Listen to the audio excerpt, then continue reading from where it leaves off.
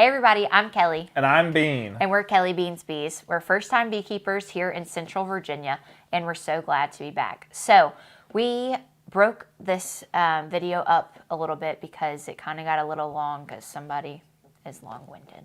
That's me. So in our first video is the hive body, breaking down the different parts. So if you didn't watch that, make sure that you go back and watch that. And then in this video, we're going to break down all of the different accessories for beekeeping that we have and that we're going to start with. Yep. So let's go ahead and get started. Which, if you didn't watch the last video, we have some news for you at the end of this one. So stick around till the end and you might learn something new.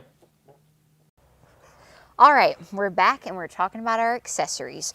Okay, so this is, I don't even know what it's called. A frame rest. A frame holder, frame rest. So what it does is you put it on the outside of your box, and if you're like Brandon and you're more confident, you might be fine to just sit the frame on the ground, or you might be more agile and able to pull more than one at a time, like feel more comfortable doing it. But I'm not going to be that comfortable. So what you do is you pull out the frame and then you actually sit it here, and then you're able to work and move more. And I don't know if you can see that. You can easily like work and move and pull out more frames when you're using this rest. So I'm looking forward to using that. And I had said earlier that when you are pulling out frames, that it's always a good idea to pull one of the edge frames out first, because I said you've got less of a chance of squishing any bees on your way out because there's just less bees there. Another thing is, if you're down in the brood box, you don't want to squish your queen. If you squish your queen, you got a big problem. So the queen is normally close to the center. We have bugs visiting. The queen is mostly closer to the center of the box, and so if you start at the outside, you've got a much reduced risk of squishing your queen. Sure. So what you do is you take one of these frames out. If you have a frame rest, you can set it here. A lot of people I've seen will take the frame and they will just set it down beside the box, wherever that is, so they'll lean it up there. The problem you run into with that is bees will naturally want to move upwards.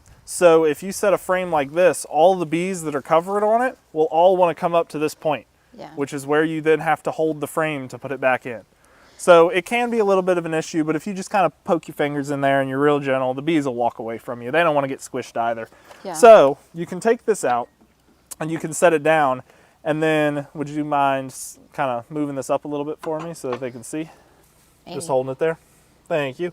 So then if I wanted to get to the middle frames, sure. So if you wanted to get to the middle frames now, I have plenty of space to start moving these frames over to the side, and then have plenty of room on either side of this frame to pull it up and not have to worry about anything rubbing against the other two frames. Something that could be an issue when you're doing something like that is if these frames aren't right beside each other when you put them back, the bees can build what's called burr comb on here, which is comb built anywhere in the hive that you don't want it. That's just the definition of burr comb. So you can actually have lumps on the outside of your foundation here where it might be a little bit thicker on this frame than it is on that frame. So if you're lumpy like that and then you try to pull it up, if you try to pull it up when it's lumpy like that, you can actually catch on one of the other frames and squish bees like that. So that's why you want to make sure that you have something that you can get the frame out of the way with. And a frame rest is a good way of doing that. And sometimes they're a little stuck in there too, so it's kind of nice to pull one out to be able to like move. Right. We had talked about propolis earlier when we talked about the inner and outer covers, and all of this is going to be glued together when you get into the box. So would you mind handing me the top feeder and I can just kind of show how this works? So while she's getting that over here, you can just set it on top of the medium. We also have what's called a hive tool. And it's just a little metal tool. You're supposed to like whip it around, like, yeah. It's a little metal tool. It's got kind of a thin edge here. It's not sharp, but it's thin. And then we've got some tools on this side that can be used for some things that I might show you in a second. But that's for prying. Like we were talking prying off the lid or each So you wouldn't leave the frame rest here, but just for an example as to how this works. all of this, all these cracks are going to be glued together. So when you first come up to a hive, you're going to have to slide your hive tool in there, and you're going to have to break the seal. You're going to have to push up on it. And then it makes like a cracking noise, like. Which you want to make sure, the way that you would like to do it is to keep your cracking noises to a minimum, because noises like that will disturb the bees. And the more the bees are disturbed, the more they may want to come out and sting you, which is an issue. Which is why we have this.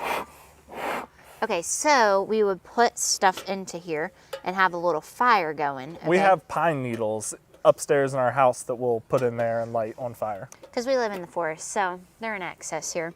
Okay, so we'll have a little fire in here, and then it will be smoking, and then we will puff it. So we'll crack up the box, and we might puff a little bit of smoke into here while we're doing that. We're not going to be crazy, because you don't need to, like, smoke them out, you right. know? But then we take this box off, and the bees would kind of all be congregated near the top normally, or at least throughout. But you don't want to have to mess with the bees as you're coming in. You want to interact with the bees pretty much as little as possible. So what you do with the smoke is, before you, gonna set that down, before you start taking out frames and everything, to make sure that your chances of squishing bees are as low as possible, you take the smoke and you blow it over the top. So you're gonna kind of calm them. Right. Calm them down. And you're not doing it so that there's like a layer of smoke in the hive. You're just doing it enough that the bees will interact with the smoke. And the bees actually start to think that, hey, there might be a forest fire, we may have a problem here. So what they do is they actually go and collect as much honey as possible inside themselves. So they go and eat it, and then they go to some kind of corner of the hive to try to hunker down and wait for the fire to go by. They go in panic mode, you know. But they actually hide in the hive and do their best to move the smoke out of the hive by fanning, which we talked about in our last video. That's when they put their booties in the air and shake it, girl. Well, they don't always put their booties in the air, but they do take their wings and flap them really hard to make air move. So they'll try to move the smoke out of the hive so that nothing really happens bad to the hive. But when they do this, they move away from where the smoke is because, you know, bees don't want to be caught on fire. I don't think anything wants to be caught on fire. So they move away, and that gives you plenty of room to work with things. So you can take your hive tool and you can come in here and you can slide the frames apart, break the propolis, and once you do that, you can pull out the side one, set it on down, and then keep on going. Continue breaking the seals of the propolis as you go. And if you're having troubles getting a frame, we have it so that I can take this, get it under the edge of the frame, and pop it up like this. So then it's easier to grab the edge here and pull the frame out if it's a little stuck in there. Perfect. But if the bees start to come back up and they start to hang out near the top, you can just give them a little bit more smoke and they'll head on back down. All right, next, this is an entrance reducer. Wow, it's just a piece of wood. Okay. It has these little notches in it, so a small notch and a large notch. And kind of like the bottom board, it's reversible, so you can move it as to what you need. So we will probably start off using this tinier entrance, so it's limiting what is able to come in. And then once probably summer and everything is rolling, moving quick, we'll probably go ahead and turn it so then there's more traffic that can come in. So and we may even remove it entirely if the bees are strong enough. But I'm going to bring out the bottom board just so that we can show it. So this is just going to set right here on the edge of the bottom board. Technically it'll set a little bit back because that's where the box will hit. But if you can see, this leaves a very small entrance for the bees to walk through. But the other thing it does is it makes a small entrance for the bees to defend. So if the bees are having anything coming to the hive trying to take their honey, then they have this small area that they can put like 2 or 3 bees next to and they'll be fine to guard it because there's not a big enough space to have to warrant more.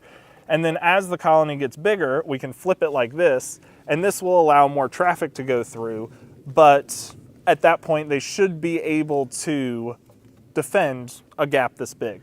The other thing you've got to worry about is if it's in the middle of summer and you have something like this on, this is the only place that the bees are able to ventilate their hives from. So this is the only place that the air can move in and out.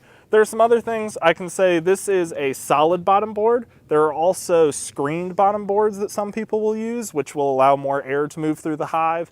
They will also use things like top entrances. So they'll have an entrance up at the top that the bees can move in and out of and can fan through to move air. Some people will put like pennies on top of the inner cover just to put a little bit of gap there so that there's more airflow. So there's many different things that you can do. This is just kind of what we're trying out for our first year. So do they get confused if they always exit left and then all of a sudden they're exiting right? Yes, they actually do. So I would be confused. So the bees do remember where their entrances are for their house.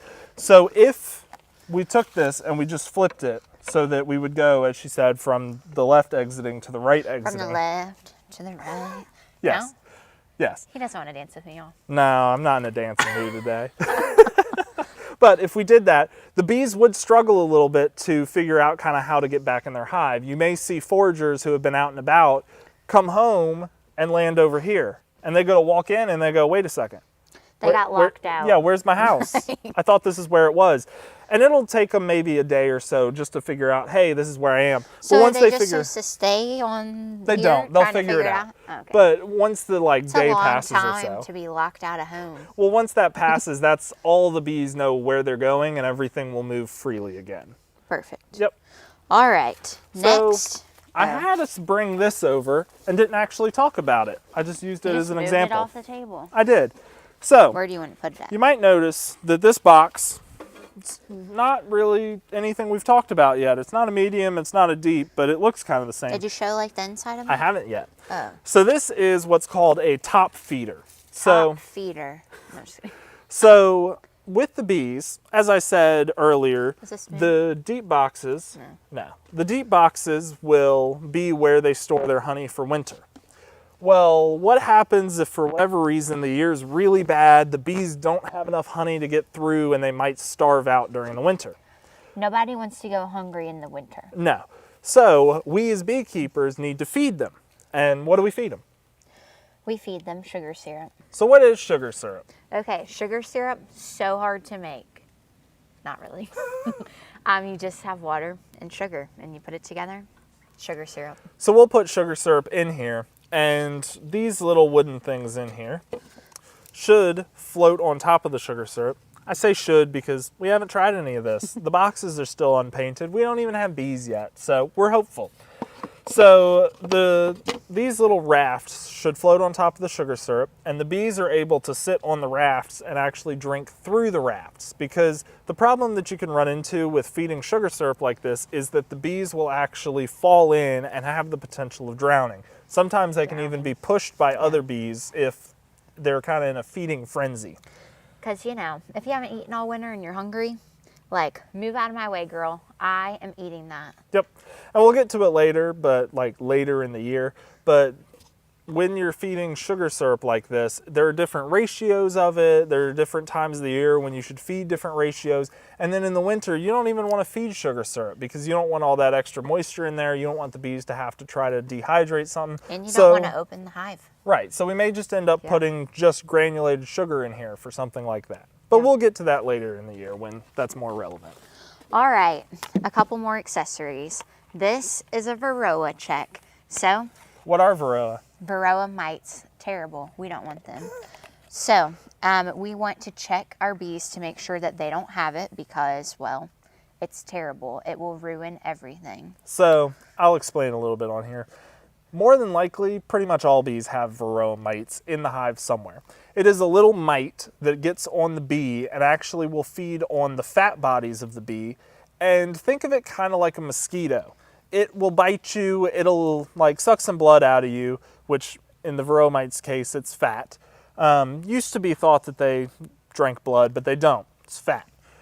But the Varroa mites themselves aren't the main issue. Yes, they'll eat off of the bees. Yes, they kind of will weaken them by feeding off of them. But the big issue that you run into is that they spread disease. So and like a diseases mosquito. Are bad. Right. Like a mosquito, when it bites a bee, it can spread all these diseases from bee to bee, like mosquitoes do from human to human.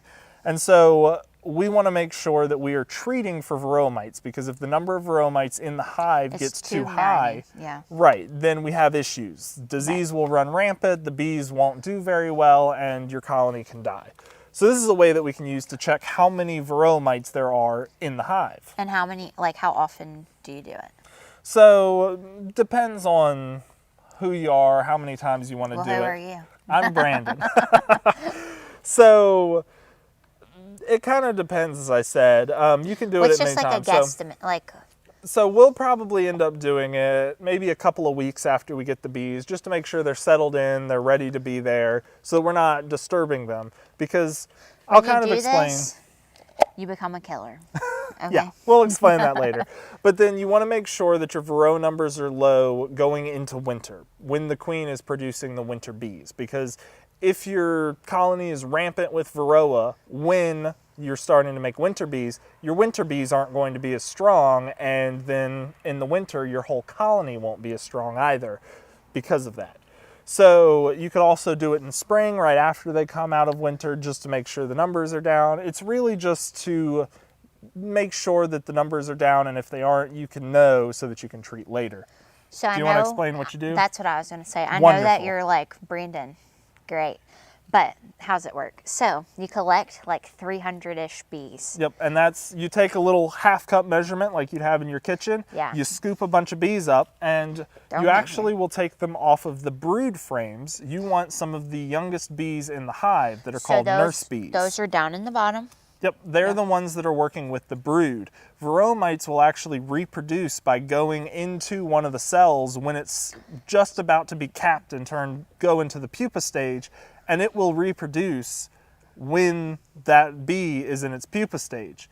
So that's where the varroa mites are centered, right around there, which is why you get nurse bees off of those frames. So you're going to put them in this little thingy in here. And then what solution do you put in here? You put rubbing alcohol. I've heard, I believe, 80% alcohol in there.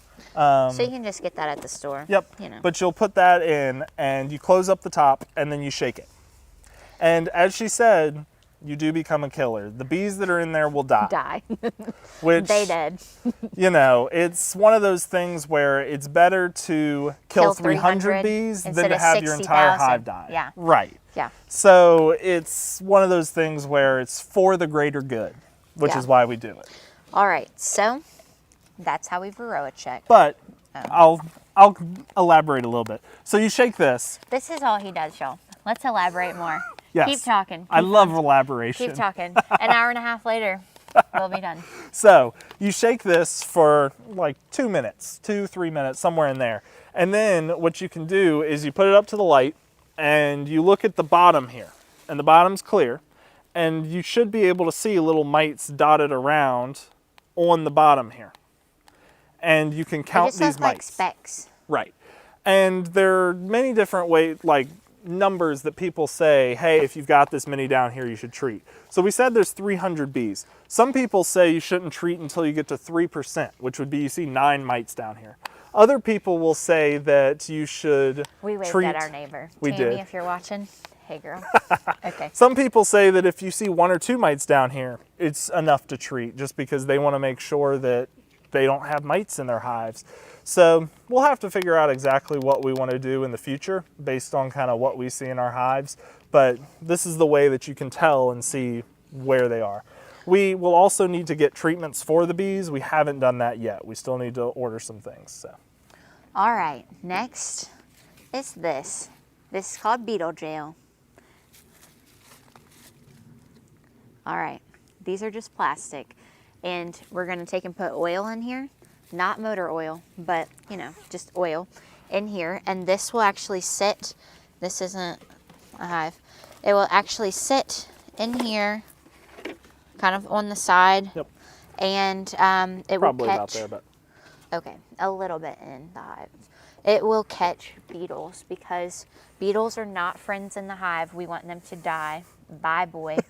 Okay. So they are small hive beetles. It's not just any beetle. Yeah. Small hive beetles will actually come into your hive, and they want to eat the honey and the pollen for protein and sugars. Same reason the bees keep it. They're lazy. Yep. They but just want to steal. Small hive beetles will go after things like fruits and all that kind of stuff in nature, but they will also go after honey in the hive. And when that happens, if you get enough small hive beetles in here, they actually lay their eggs in the honey, and then these tiny little worms hatch out.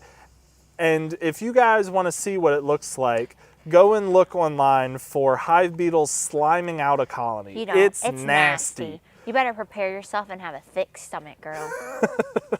Or boy. Okay. Y'all But better have a thick stomach. this is what you can use to help trap them, because the problem with the hive beetles is that their shell is so thick that the bees cannot actually puncture it with their stinger. So the only thing they can really do is run the hive beetles around the hive. If you have something like this, the hive beetles will try to go into the holes to get away from the bees, and then they jump in the oil and get stuck and they can't get out. So that's one way that you can get rid of them. Other people will put things like paper towels in here, certain brands, and the hive beetles will actually get caught on them with their feet and they'll get stuck and die there. So there are many different ways to try to mitigate the problem of hive beetles. We don't even know how many hive beetles we're going to have around here. I've heard some beekeepers who say that they get products like this to test, and they don't even have any hive beetles around, so they can't even test the product. So I'm hoping we're one of those. I don't think we're going to be, though, so we're preparing in advance. All right, next, I have the colors. So you're wondering, why do I have colors? Great question. So every year, the queen bee, because she's the big girl in the hive, she's popular, we want to make sure that we mark her. So we mark her with a color. Every year has a different color. We'll probably go into that in another video, but each year is a new color. So then we mark the queen, and then we know, like, oh, this is a 2022 queen. When we have it, you know, we said last time she can live like years. So we want to know how long she's been around. So you're probably wondering, well, how do you trap her down to mark her? This little contraption right here. And I'm going to interject here and say, when we're just first starting off, we're probably not going to do this with queens, because you want to be very gentle when you're handling a queen to make sure that you don't hurt her in any way, because, as I said earlier, the queen is the livelihood of the colony. Right. It's the biggest thing in your hive. Expensive if you have to get a new one. Right. Okay. So we probably won't do this first thing or anytime early. Plus, we're buying ones. We're buying already, so she should already be marked. It may be marked. Yep. Should be. Okay. So whole idea: we get her in here, we close her in. Okay. We can take and turn it this way and push her up. We're not going to squish her. That's one of the reasons that Bean just said. So we're going to push it up, and then we'll take our marker. And you push it up just enough to get her kind of pinned, but not enough that she's going to be squashed. Any problems. Right. So you push her up, and then you're going to take whatever color it is for the year, and you're just going to put a little dot or mark on her back. Which they are paint pens, so you need to shake them first. Right. You probably want to dab them on something to make sure that they're marking, and you want to make sure that you hit the thorax. Because if you hit any other part of her body, it's not going to be good. If you hit her in the head, you might accidentally blind her. Yeah, you don't want to hit her in the abdomen, because that's where all of her eggs and everything are. So you want to be very careful when you're doing this, that you do get it right on the thorax. Right. And then when you're done, you open that and put her back into her hive. Yep. And it's a good idea to leave her for a couple of minutes. Make sure she's in the shade somewhere, not sitting in the sun, somewhere cool that she's not going to overheat. Just because if you put her directly back in the hive, then one thing that the bees can do is clean her off. And they can clean all that paint off, and then you'll never know if you have a new queen or if your bees just clean the paint off. So you want to give it a little time to dry. All right, next. Is this our last piece of equipment we're showing? I believe so. Party, y'all. Okay, this is a swarm trap. So, as we've said before, our bees might not like their homes that we provide for them, and they might say, bees out, and they might leave and swarm to a tree or somewhere else that they feel is more suitable. And it may not even be that they don't like their home. It may just be that they've outgrown their home and half the family's ready to move on, and half the family will stay. Yep. That's called swarming. But this is a swarm box. So what we're hoping is that if a swarm does happen, we can put this out on a tree somewhere. That's what this is for, to hang up on a tree. So you can either attach it to the tree, or we're probably just going to ratchet strap it to the tree. Right. Or you can put a nail in to attach it, is what you were trying to say. Yeah. But This thing will probably tighten a little bit because it slides Yeah. all around. But you would leave it like this, and that gives the bees plenty of room to access here. And the bees will be able to go in, they'll be able to kind of walk around, check out the cavity, and see if they actually want to live there or not. And if they do want to live there, then they'll go back to the hive that they came from, which all this preparation actually happens before the bees even leave the hive. So they can go back to the hive they came from or to the swarm that's sitting up on a tree or wherever they are and say, hey, this is where we want to live. Some other people come check it out. Then some other bees will fly in and they'll start checking it out. And if they like it, then the whole swarm will move in. And then if we open this on up, this has just one cover to it. It's more in the style of what's called a migratory cover, where it doesn't have an inner and outer cover. Migratory covers are used more for if you're moving bees around the country, things like that. But you can just get right under this to pry it up. So it's not the same issue with the top cover and the bottom. But the inner there's and outer nothing covers. in here. But we would put frames in here. We would have frames sitting across here. It smells highly of pine or whatever is made out of this box. And the bees would start building out on the frames just like they would in a normal colony. And when we realize that the bees are in here, we can take these frames out, move them into a different box, and then have a new colony of bees. And then we can set this back out and hope to catch another one. All right. We have one more piece of equipment, accessories that we're going to show you. And this one's a very important piece of equipment. And then we're going to tell you our exciting news. All right. Okay, so last piece of accessory equipment that is important, our bee suits. Very important. So we're not wearing them today because I didn't want to mess up my hair. But we have our bee suits. Mine is just a jacket, where Brandon's is the whole body suit. Which Kelly's a little shorter than average, and so she was a little afraid that if she got the whole body suit, the legs would be super long and it just wouldn't fit right. So she went with this, and then what she'll probably do is wear some kind of looser pants, so that the point of this is so that if the bees land on this, the bees have a pretty short stinger. So if the bees land on this, this is actually thick enough that they won't be able to sting through it. So it's a ventilated bee suit, which means, you know, it's got all these holes in it that you can see. There's a thin mesh on the outside, and then there's a less dense mesh on the inside. And so that'll allow air to pass through so that in the middle of summer, we won't be as hot. It's still a big jacket, so we'll probably be pretty hot, but it's needed so that we don't get stung. All right, next are these gloves. They're made out of goat skins. If you own a goat, they're real cute, but I'm sorry, we have goat skin gloves. So we did wear these when we went to our friends' beehives. Yep, and we had talked about propolis. You can tell, we already got propolis all over these gloves. It never comes out. Yeah, we went into like 6 hives. That was it. Yep. But the reason that these are goat skin and not something like cow leather or something like that is that bees can actually smell these very well. And with the goat skin gloves, they actually aren't very smelly. So the bees don't mind them that much. But if you are using cow leather, then the problem you run smell, into... like, you know, when you get like a leather handbag or something like that, it smells good, but it is very fragrant. Right. The bees smell that, and they think that something's coming into their hive to attack them. So they will actually, while it's thicker and it'll protect your hands better, the problem you run into is that the bees will sting it a lot more. These you can actually still get stung through. They're not quite thick enough to stop it. Right. But bees don't normally go for your hands anyway. The reason you're getting stung on your hands is probably because you accidentally squished a bee. Yeah. And so this is a lot better than doing a cow leather. And some people don't even wear gloves. They just... Right. Some people don't even wear a bee suit. Yeah. I would always suggest using at least a veil, because you don't want to be stung on the eye. And the veil is what goes around your head. Yes, you don't want to be stung in the eye or anything like that. But a lot of people will go out like this in just a veil, and they'll work their bees like this. Yep. It just depends on the bee and the beekeeper. If they feel like getting stung a lot, yeah, you could not wear it. Yeah, we might do that one day, but not Right. Not We're yet. going to start protected and then slowly take it off if we feel comfortable. We'll see. All right, and you're probably wondering, what's our news? Yeah, what is our news? Okay, so we ordered bees. We did. So what does that mean? Well, we ordered overwintered bees. So what does that mean? They made it through the winter. And so we are purchasing them from someone locally. And we are going to pick them up next month. Yep. So we were planning originally to get spring splits, which would mean that they would have a whole hive that had survived the winter, and then they split it in half or in a quarter or whatever, and then we would buy that.